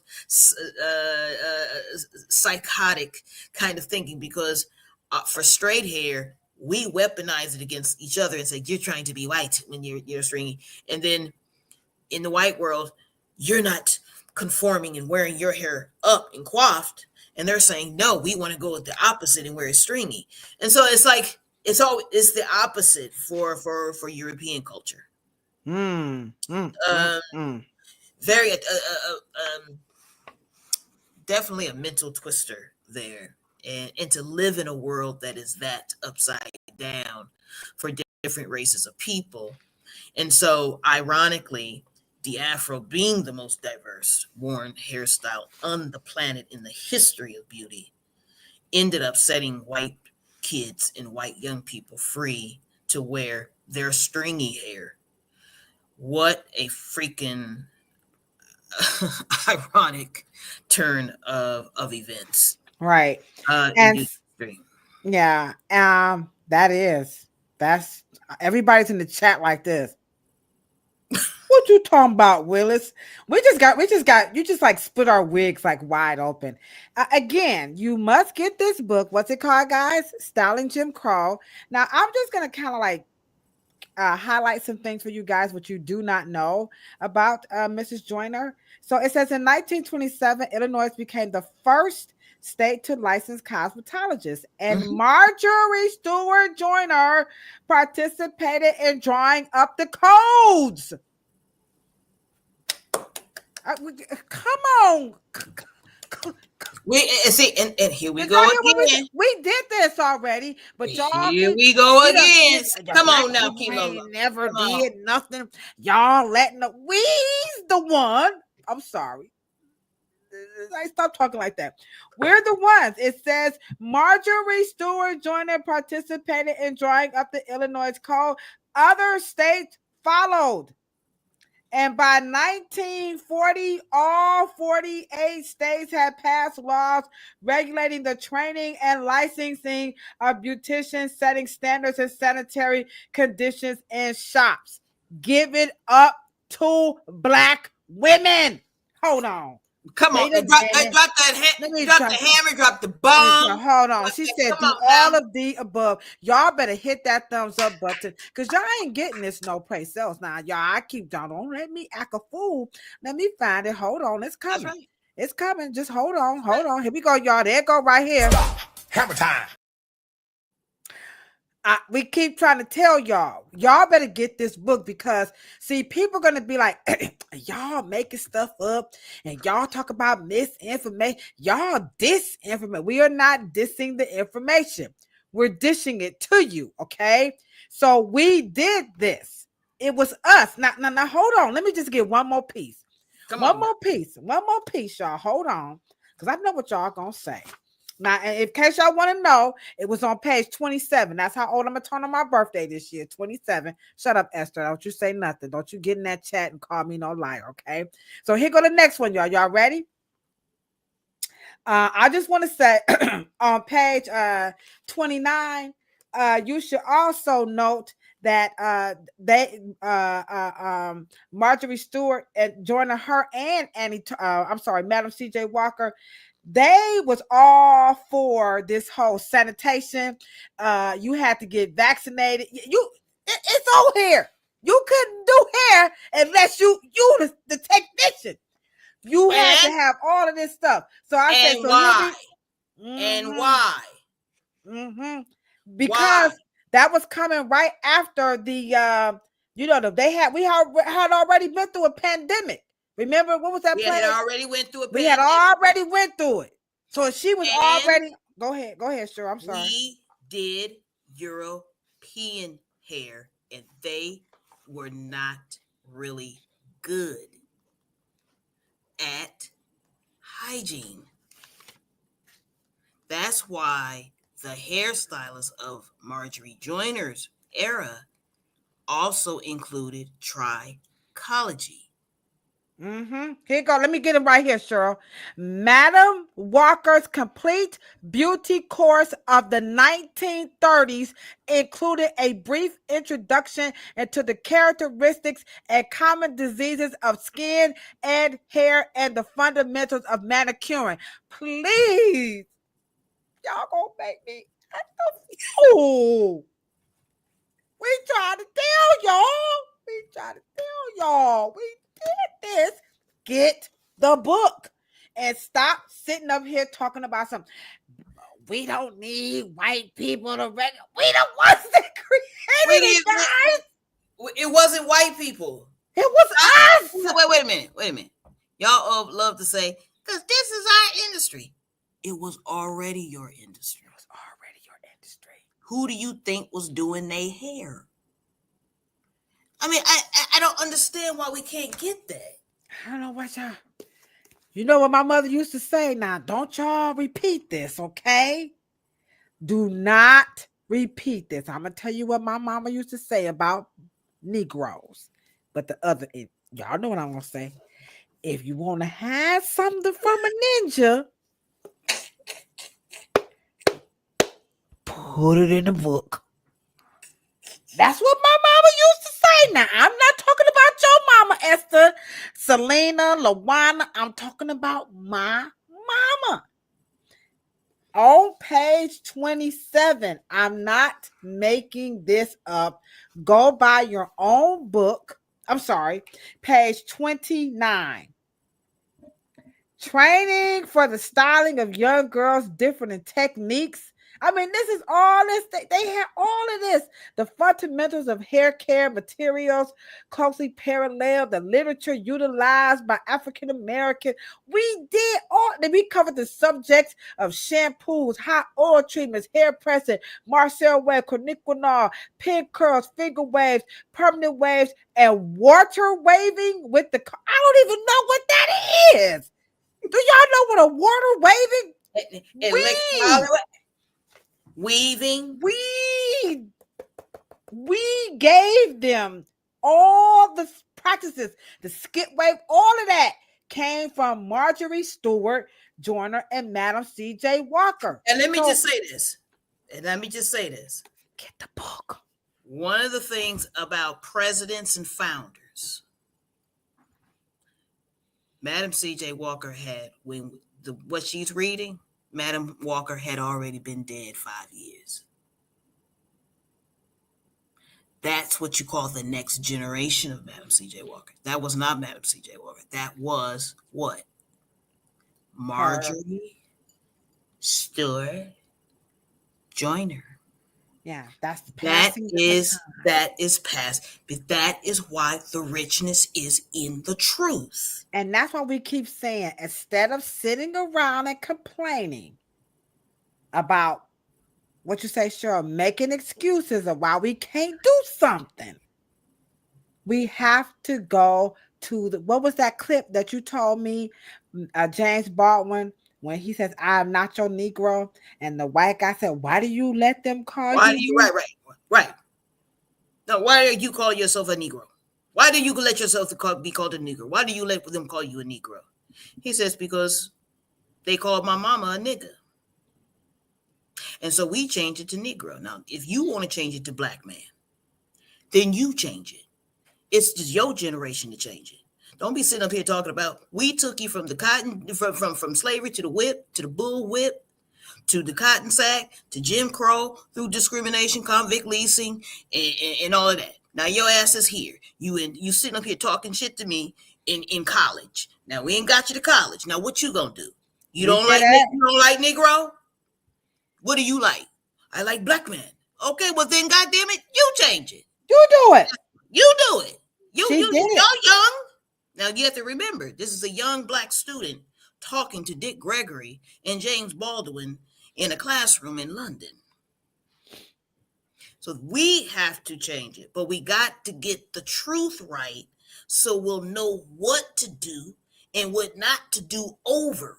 Because one of the things we cannot afford to do is keep starting over every 25 years. You hear me? Natural hair care, you're 25 years old now. Yeah. And to your question, Luana, what we were doing white people's hair and at the hair salons as well. Not only were we doing them, I just told you we upgraded the whole entire situation. Cheryl had been telling me. Go ahead. No, go ahead. I said Cheryl had been telling me that we were the purveyors of this, and I didn't want to do it. And she's telling you in this book. She's taking it to you from the introduction. I think that was on look at y'all. I'm starting to know the book by heart, sure. Look at me. That was on page 10. Good Lord. Yate, I'm knowing it by heart. Okay. So she's saying again, the name of the school was Grace Garnet Avenue. Now remember, they said, "Oh, look at all of these black people making all this money doing hair. It's illegal. They need to have an industry. You know, we're gonna start us a school, right?" They tried to get out on us, but it was just a school. And what was the problem with the school? These schools prepare women to groom styles that were limp, straight, and it had no characteristics and all of that. It was nothing. Like, I'm not going to that school. The same stuff they crying about right now. Back then, they was like, we ain't go to that school. Along comes Marjorie Stewart Joyner, and she codifies the entire cosmetology standards. Not Milady's. It was her. And then she took the teachings, like Cheryl said, to the next level of Madam C.J. Walker, and it's right here. They went on to create the sanitation. It was Madam C.J. Walker that gave you trichology. No, not Madam C.J. Walker. She was dead. Remember? I'm sorry. Marjorie Joyner. I'm sorry. Thank you. Right, Marjorie. Right, in conjunction with the National Beauty Right. All those women. Because Annie Malone died 9 years before me and Ladosha was born. She was old. Mm-hmm. And I just wanted to Just go and get the book, y'all. Quit trying to check us, and y'all not trying to check us, but just come on, y'all. Just go on and get the book. Get the book, and it'll all make sense. And you can just culminate it and make it make sense on your own. And get Jeffrey Jones. It's important. Then get Jeffrey Jones. Jeffrey Jones would tell you that every time that Europeans would go places, they would be so embarrassed because they were known as the dirtiest, stinkiest, nasty people on the planet until they came to Africans and we helped them out. And then we definitely upgraded their look, their skin, their hair, their fashion, their clothing, their food, their seasonings, their music, everything. We upgraded them, right? Cultural tastemakers and the documentary. Cosmetology is not white. So please stop. If you get this book, now can we just go ahead and let the cat out the bag about what we gonna do? I'm just shit. Come on, y'all gonna make us go ahead. Y'all see what's up, Taylor Hatley. See, we gonna have to do it. Sure, I'm just gonna go ahead and put it out there, so they can see. Now we told y'all, we doing this, right? It's happening, all right. Now remember, we try to go to the next level, right? That's that right. Now Marjorie Stewart and them, they already did this, and y'all, we can quit saying that. If y'all want to just keep going black and white, we are the ones who are doing this again. So Cheryl and I, we're finally going to have just a conversation. We don't want to spread no rumors. Just a conversation with the state board here in Ohio. We just want to talk to people. We're telling you guys, you can do this. We are doing this. We don't need to make this stuff up. It's time to go to the next level. We're not going back, y'all. Kamala Harris already. We're not going back. We cannot continue to make this stuff up. Stop saying white people overseeing us and they making this. They did not do that. It is in the book. The next book that Cheryl said get, and I'm going to show you it on the screen. Please go get these books and you will have a really nice conversation, and it'll be very liberating for you to have this on your own. If my thing could just come up, there it is. Okay, share the screen. So this is Jeffrey Jones, and this is Beauty Imagined. So here is what the books look like, and we encourage you to go to your local. You can go to your library or your local what you call those bookstores, right? Mm-hmm. And let them order the book. Okay, there it is. And Shirley, you know this gentleman by any chance? I do not. We have corresponded on the email, but Okay. he has a very good interview, part 1 and part 2 on YouTube.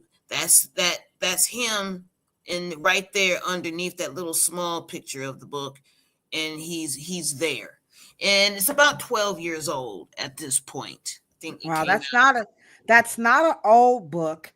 Yeah. I'm gonna go ahead on and get this book, and I'm gonna call. My favorite bookstore is Third Space Action Lab. That's here in Cleveland, Ohio, on 105. Shameless plug. Go buy your books from there. But go ahead. I mean, seriously, guys. So buy your books from your local bookstores. That people, So order or you can get it from the library if you don't want to, buy it. Okay, I get that. So buy this book, and then you have to get Imperial Leather. It is Women's History Month. We're gonna push these 3 books. Next week, we're gonna have Amani Hassan come on and talk about biology and why women should be a part. Get into this and her journey and everything, and also debunk some more myths, and disinformation. This is our goal here, to get you guys excited and aware of what we have done here in the industry and the business of cosmetology. Right, Cheryl? Absolutely. It and Miladies started as a barbering manual by Mr. Cagnaglia. Nick, Nick Camiglia. Cagnaglia. Now, that was a barber, and so that we already had a different cosmetology, but that was a copy of what we were doing. You have to remember, because they were not, because hair care and beauty and barbering and cutting and coiffing, that was the job on the plantation. That was the job of Black people. So when we started commercializing and making businesses out of it, we did that. But the Great Depression and white men started becoming jealous, and then that's when they wanted to all of a sudden certify. That was to slow our momentum down, then having to go to school. And then, of course, Black women stepped up and said, you know what? Then you need to do A, B, C, and D. And they said, oh, what? Really? And they followed Black people's lead. It's been our curriculum. It's been what we were doing. The women said it in the book.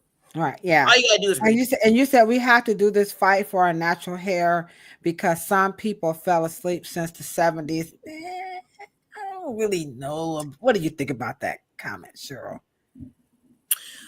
Well, I think what you need to fight for, and I'm not just personally talking to you, Taylor, we've got to fight for our own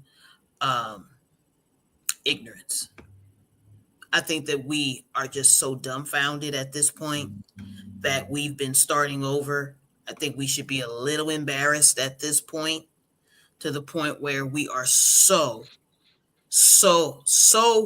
out of the loop and disconnected and ignorant to what our ancestors already handed us. I think that because we don't know, and we're fighting in the dark, because we think that we don't have a past. And like I tell LaDosha all the time, and Taylor, this is to you and all of us. You are an heir, madam. You don't have to do things over. You can pick up. That's why they struggled. So you should not.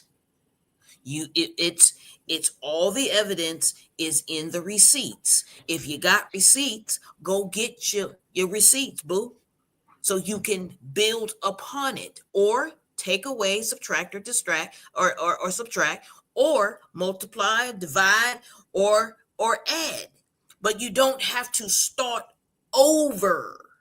And fighting for natural hair, your hair has never been unnatural. It had never been unnatural. Natural hair started in the same cosmetology that we're talking about now. You undid it, and now you have to redo it.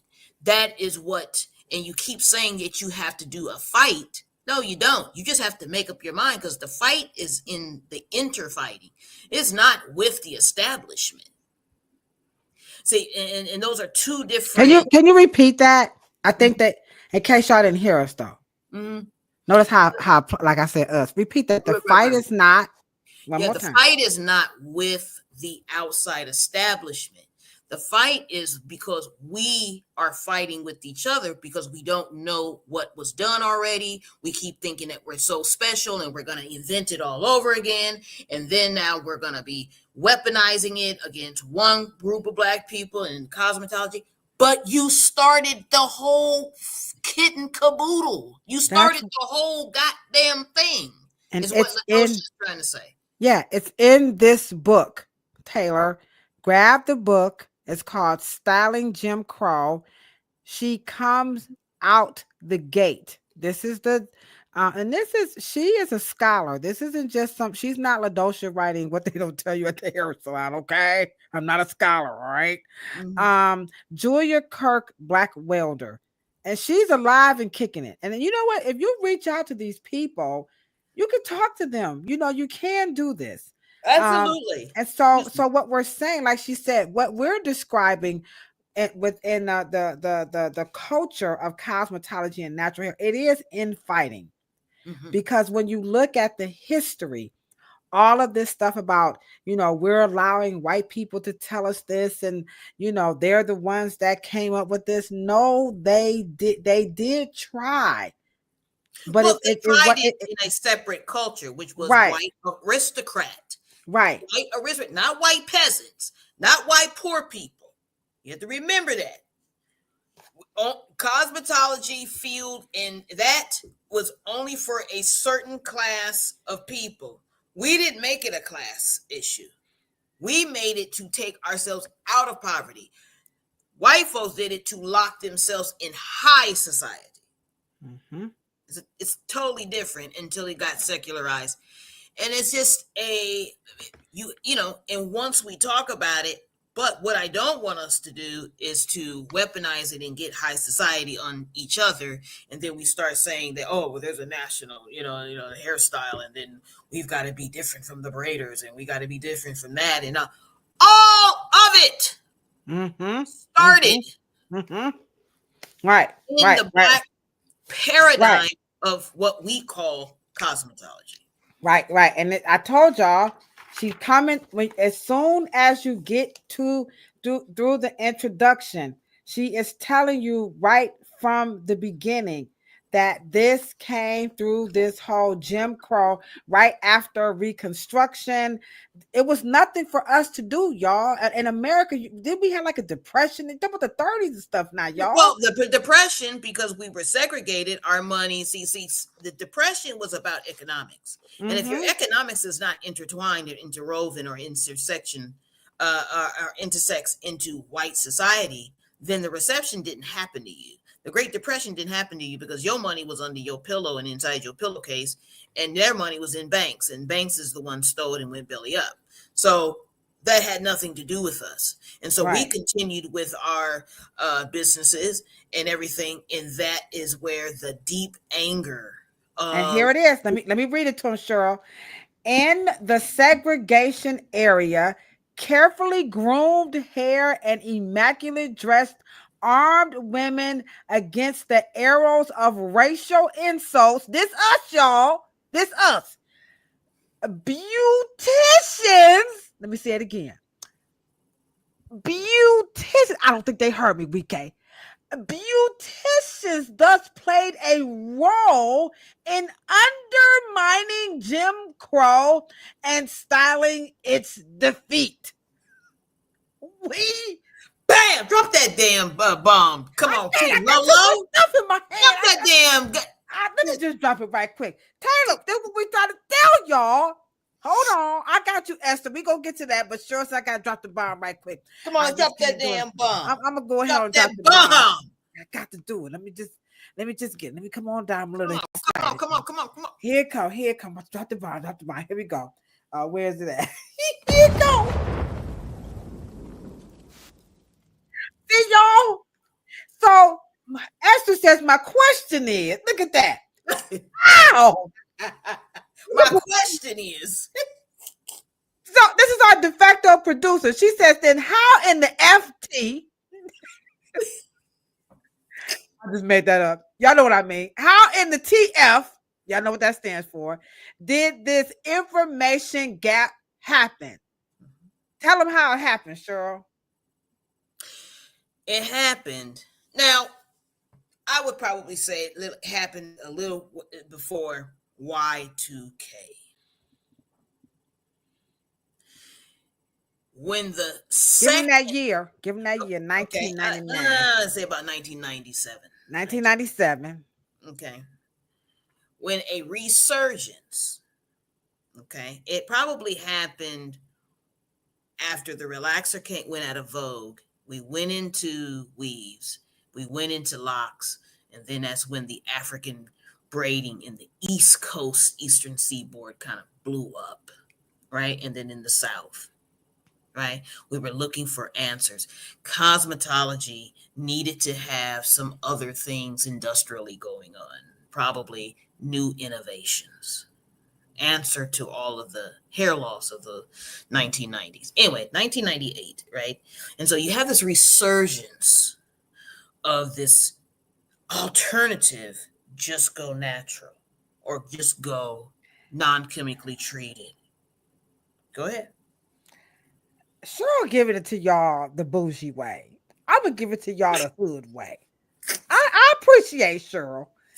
And y'all, I know y'all like, Dosha, please don't say, yeah, I'm gonna go ahead on. Go ahead. Do what you got to do. Go ahead. Do what you got to do. Here you go, Esther. My question is, how did the information gap happen? Because when black folks got in them suburbs and they got them degrees and them Greek letters and them Jack and Jill and holla if you hear me now.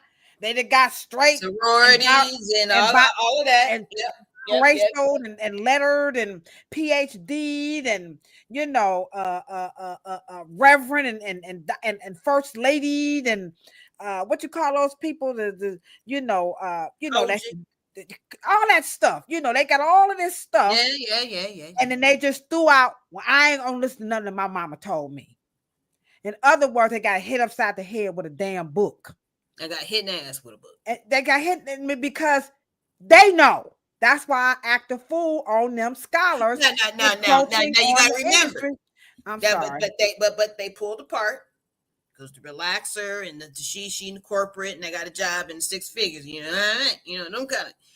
They pulled away from the ones that are saying, well, you guys are appropriating. And you guys are assimilating. And I'm not gonna listen to my mother. My mother, that's what my mother did. I'm not doing that.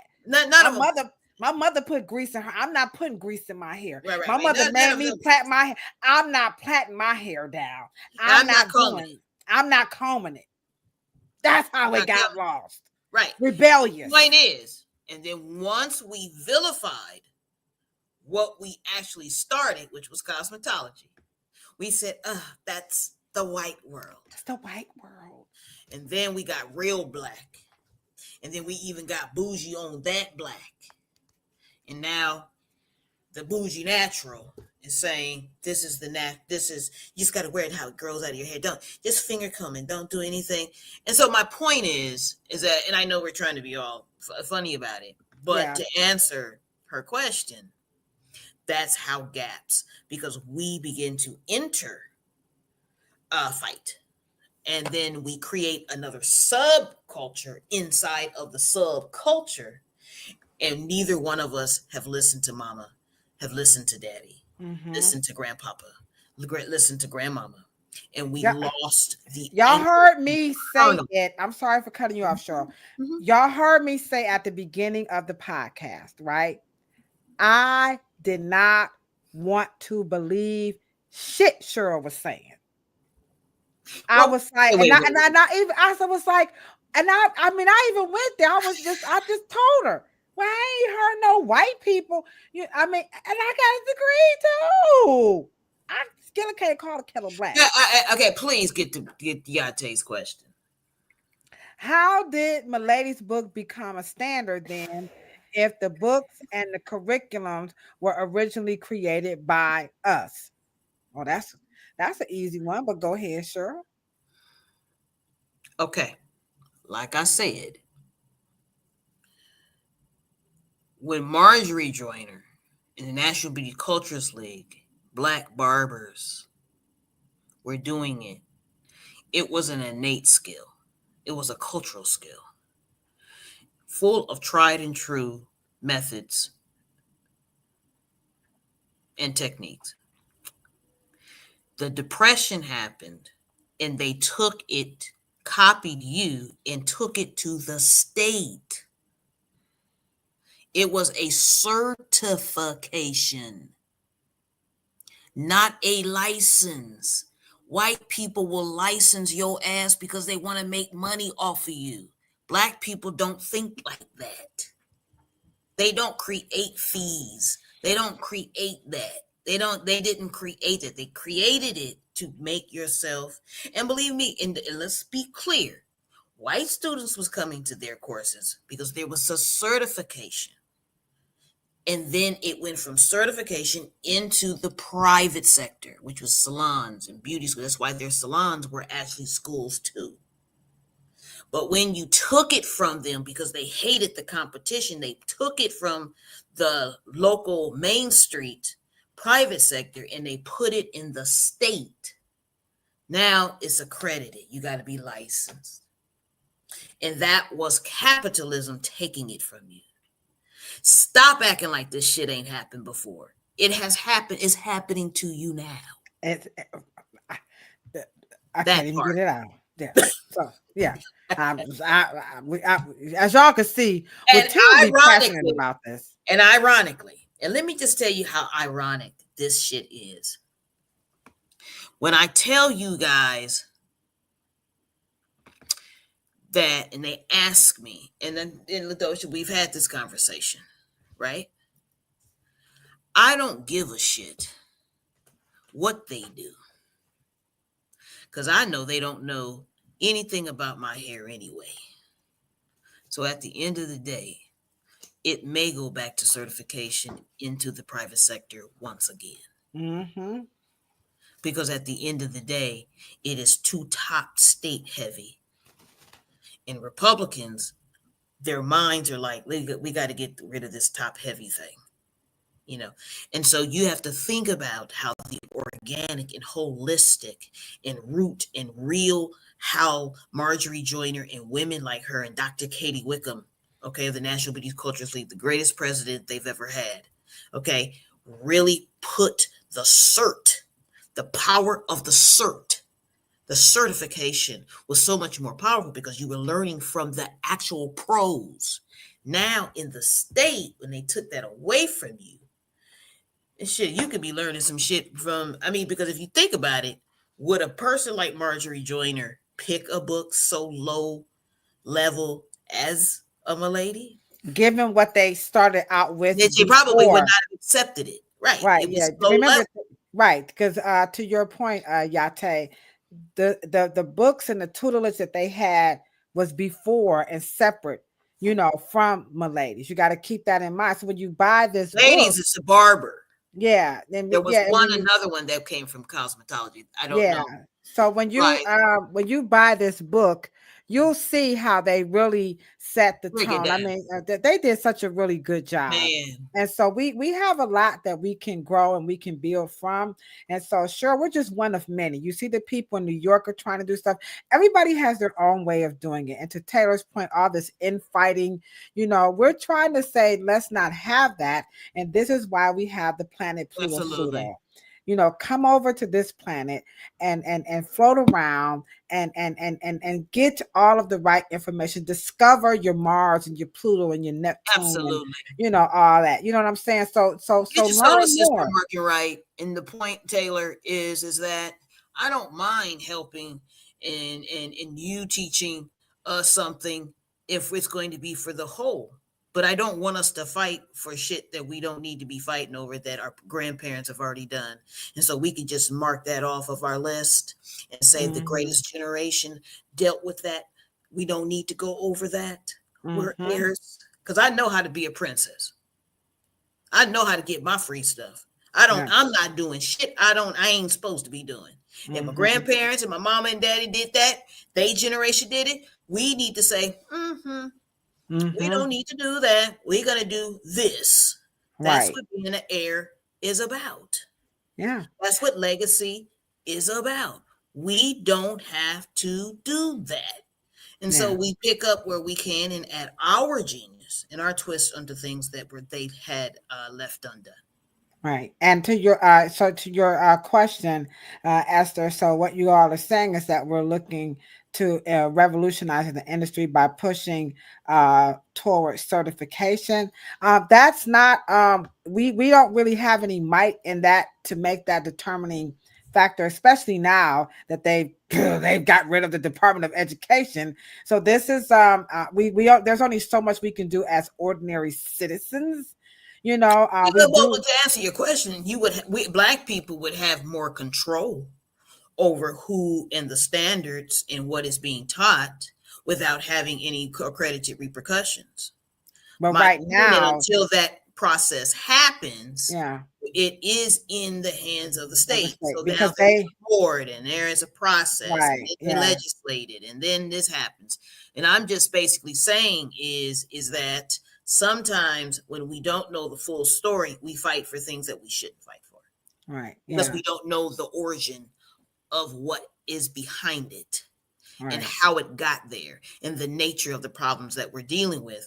We think we're fighting one way in one thing, and we end up fighting, actually cannibalizing our own historical legacy things that we've done. Within the framework of who runs the country. We have to always keep that in mind. I mean, you could be a politician and you could be the president of the United States, but as you know, you don't hold the purse strings, So there's only so much we can do as citizens, especially as people of color. So we really don't have the ability to make it go towards certification. But we can work, like Cheryl said, within the framework as citizens and what we're allowed to work within. We can do that. But we don't have to do the infighting per Taylor's comment. And we don't have to act like we don't know the history. We can share the history with the people so that they can have it and they can make better, hopefully a different choice. I don't want to say better, but a different choice. We can't make them, but we can go on record to say what? We tried. That's all we can do. Is to say we tried and continue with the Afro Hair Summit in case they say no.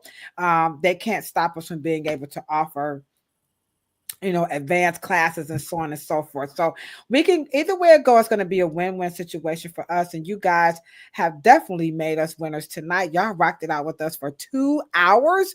I thought this was going to be a short one, but actually it just went over a lot longer. Right. But this was good. So I take it that you all really loved the content. Cheryl, as always, you were absolutely phenomenal. You guys have homework to do. You've got to go and get those books.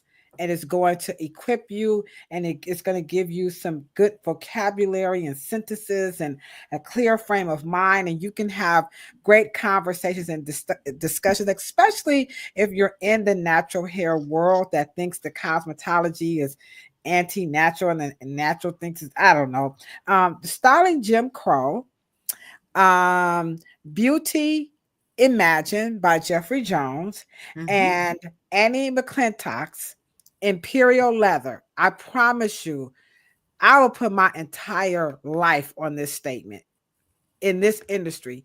If you really want to have a more well-rounded, view of your thoughts and kind of get a hold of them, if you buy these 3 books and you read them, don't just browse, y'all. Read the books. They're very captivating. I mean, you won't be able to put them down. We promise you guys, you're going to come out a lot more confident, a lot more loving, because unity does not mean uniformity. We can all be different, right, Cheryl? Absolutely. The Just most because, powerful thing is to disagree, yeah, to it's to right. agree to disagree. Yeah, so It, just because nothing. just because we're united, it doesn't mean that we all have to be cookie cut, okay? And so I'm gonna always, because I just love the way Dr. Naeem Akbar kind of, rock this out. So let me just put this on here, and then Cheryl, you can give us a closing word right quick, just something for y'all to think about. Here we go. I mean, they couldn't grasp. They didn't understand that. When we began to put together, when Dr. Ben began to suggest to us again, as George G.M. James and many others had already suggested, that in fact the world's history began in the Nile Valley, and the Nile Valley is in Africa, and it was developed by African people. They weren't ready for that. So what do we have to do? Dr. Ben began to Xerox and mimeograph his own books and staple them together. Francis Wilson began to put together a little pamphlet, but distribute that around. I began to put together these little books and spread those around. We began to say, look, I don't have to get your permission to. There it is. There it is, y'all. We did this. We don't, and they're not even, we don't have to get their permission. We don't. This is history. This is not Black history. This is not, it's American history. And just use it and you will go far, and we can be united but different. We can disagree, but we can still be united. And we really appreciate you guys for rocking it out with us. And Cheryl, any last things before we close this out? We'll be back next week with Imani Hassan talking about biology and all this wonderful stuff as we close out Women's History Month. And we'll be back Monday, of course, wrapping it up. Well, we got 2 more on scalp disorders. We're going to talk about the follicles. So any other, Well, one of the things that I think we found out tonight, the dangers of ignorance. Because when you are, someone can come by, and come behind us and retail it. And we begin to be the buyers of that narrative. And it's so dangerous because when information is supposed to be a compass, we are supposed to navigate our way to shore and where we're going. You look in the same direction you're going. When you allow someone else to retail your ignorance, they're controlling it. And then you become the consumer of it. And then you're so wowed by what you haven't done. Oh, you're so wowed and so sensationalized about what you haven't done. And your people that haven't done yet. And what we need to do. And there's something maybe serendipitous and blissful about Black people haven't done anything. I don't know why that's such a blissful thing. But we need to say, I have the sneaky suspicion that the greatest people that built and made everyone else rich in the world, I'm probably sure they did this before. And if you don't know, just check. You'll be surprised and you'll be like, I'll be goddamn. Same son of a bitches that created the goddamn Giza Plateau. Herm Ackett, the Sphinx. They didn't leave this one unturned. And so before I go step my left foot forward, Let me read and see what my ancestors would have done. Or what did they do? And what did they do? Let me not do that again. Learn more about Marjorie Stewart Joyner. We just gotta say it. There's so many. It's 1,000 books out here. So y'all, why y'all keep it? This is the one we know. And if you have another one, let us know. But Styling Jim Crow, Beauty Imagined, and Imperial Leather. Yeah, y'all know I got a potty mouth. So, but the point of the matter is, I wanted to say a couple other F-bombs and some other shit some other place, but you guys got the point. Because this going over 25 years, every 25 years, because let me just say this, white people don't create your wealth gaps. Black people do. You guys gotta, and we'll talk about that another time, but we've gotta stop starting over. We're the oldest people on the planet. Right. Just by chance, we did it before. Just maybe we did. Stop being mean to white folks. Man, you can't blame them for everything. I mean, God, dog. White people like, why we ain't got anything to do with that. Well, at the end of the day, we get the fact that our compression and oppression and restriction. It's hard. It's a hard society to navigate. And given that way, and given that, once again, here's and like I told LaDosha, the last word. Don't worry about who ain't like us. Okay? We need to worry about, are we like our ancestors? Are we like them?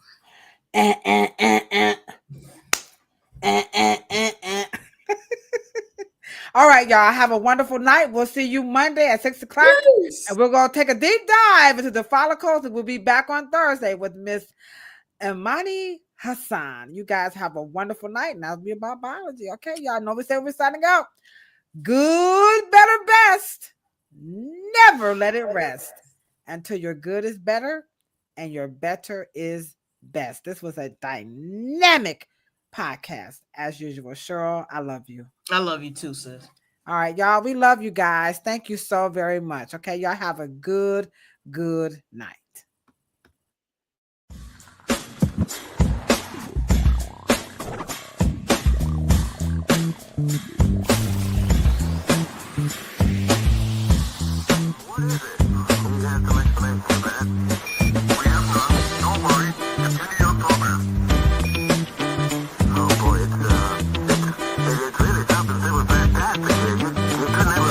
Welcome to Planet Pluto.